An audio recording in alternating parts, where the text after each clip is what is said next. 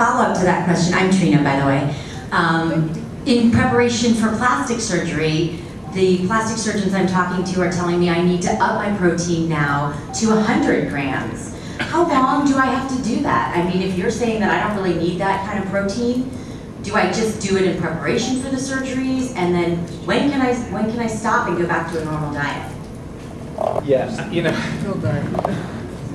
I just had a patient come to me and tell me that her plastic surgeon told her that she has to increase her calories to 2,200 calories a day, and she has to increase her protein to 120 grams a day. And so I called that plastic surgeon up and said that is there's absolutely zero evidence whatsoever that makes any difference in healing. And there are products being sold now that are, drink this and you're going to heal better, and that absolutely, positively, there is no evidence-based data to prove that that's true. You have to have an adequate albumin level, which I'm sure you're getting in your labs.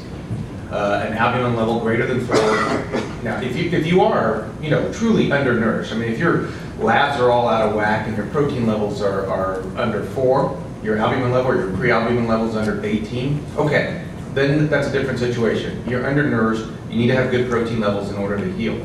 But if you've got normal protein levels, increasing to excess amount of protein that your body can't handle just will result in what I told you before, expensive urine and extra fat. Eating extra protein does not make extra muscle unless you're stimulating it with exercise. But eating extra protein just to eat extra protein does not get processed. It gets peed out or turned into fat. So I definitely categorically disagree, and I would ask for any kind of evidence. If a plastic surgeon could show me at least one good paper that shows that trend. Have you ever seen anything I've never seen anything. Of course you have to understand, I taught him all of this. Just also, on top of that, recommend that you're getting in a really good supplement that includes zinc, and make sure your vitamin A level, those are two things that are involved in healing. Make sure those levels are correct and that your blood sugars are correct, because if your blood sugar's high, you're not going to heal the way you need to. So just make sure, staying on top of our labs and fighting for our own health is a really good idea. There are those formulas that we say for protein levels, for intake, and for calorie intake. They do change based on stress. So if you're under stress, which surgery is, there is an increased need for calories and hence an increased need for some protein. But 100, what'd you say, 120 or 100? No, he just said 100. 100. I mean, that's such an arbitrary number. It's like, you know, take 100 grams. I would say if your labs look normal. He's not even, none of them has seen labs for me.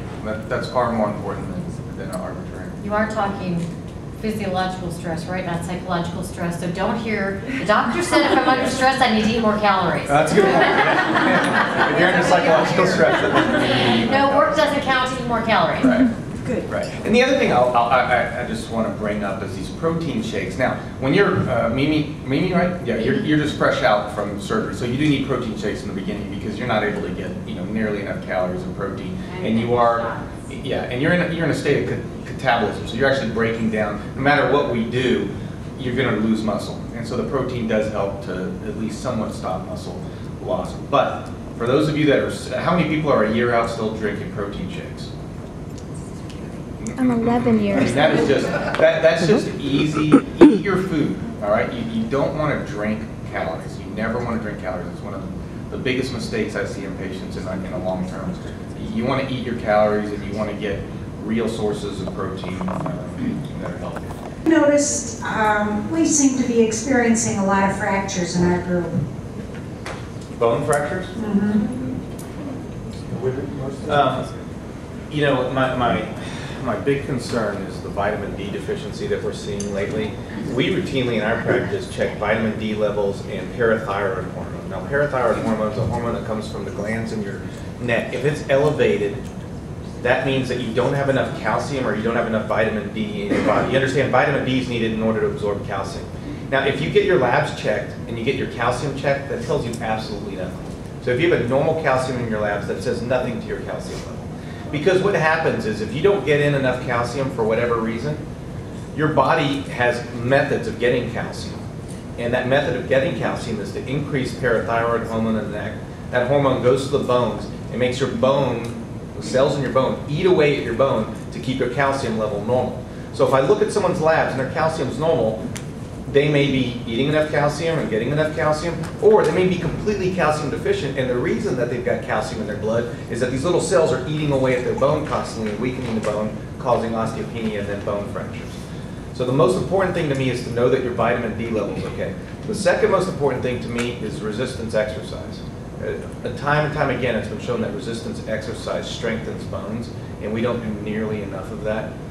And so those would be the two things I would be looking for in that kind of population. If there's a group of people that are having that. Okay, I myself am already on thyroid medication. Does No, that- not No, that's parathyroid. Okay. It's completely different. The only other thing that I would add to that, and it's very important in women, when women become menopausal, osteoporosis is part and parcel of the process. So a bone scan may help you, but far more important is, as Garth said, you have to make sure that your bones are not mobilizing the calcium. And there are other blood tests, such as alkaline phosphatase, that can help you work that out. You need to go to somebody to work this out who's aware of all this. And Very, very important. thyroid hormone actually causes osteoporosis. So the other thing I see a lot of, especially in people that are overweight, is overdoing thyroid hormone in this thought process that doing more thyroid is going to make you more metabolic, so you're going to lose more weight. That extra thyroid makes you more prone to getting bone fractures and osteoporosis. Okay, within our group, we've also had several of the ladies have had vitamin D deficient, and they're also going for iron infusions. Jeez, really? Iron infusion. I mean, it's such a, it's not unheard of, but it's very, I don't know, I think maybe, we've done thousands of bypasses. Maybe I've had one patient that's needed iron infusions. I don't, you know, I mean, are you guys getting distal bypasses, or are they proximal bypasses? Well, the one girl, she said her bypass was probably one of the longest that was done according to the doctor she's talking to today. Yeah, I mean, if they got a duodenal switch, that's another story, or a biliary pancreatic This conversion. was just a regular RNY, but I guess he kind of went overboard and did a really long bypass or something, so. Okay, thank you very much. Do you guys know what Dr. Garth means when he says resistance exercises? Oh, sorry. Well, I mean, resistance exercise is like your bone resistance exercise basically is lifting weights. So doing it's not necessarily lifting weights. You could do isometric. You know, you could use your body. You could do a push-up. Anything against gravity, basically. Yoga too. But what you're doing is basically stressing your bones and your muscles, and your bones and muscles respond by growth. And so definitely bone density. The things I would say, the recipe to not get those problems is to take vitamin D supplements, make sure your vitamin D level's normal by labs, make sure you're taking a calcium supplement, exercise, and go out in the sun 10 to 15 minutes a day without sunscreen. And again, the hormones. And hormones if you need it. Can you get too much vitamin D? No, actually there's not. You could get too much of some vitamins, but vitamin D hasn't been one that you can get too much of that I've ever heard any. You know, the very interesting thing about vitamin D is, you can take a general population here in the United States and measure the vitamin D level in 100 people that you run across, and 80 to 90% of them will be vitamin D deficient. Add a bypass to that where you decrease the absorption of vitamin D. You really have to work after surgery to keep your vitamin D levels up. So you yourself, the patient, has a responsibility to make sure that, yeah, I've got to take care of that.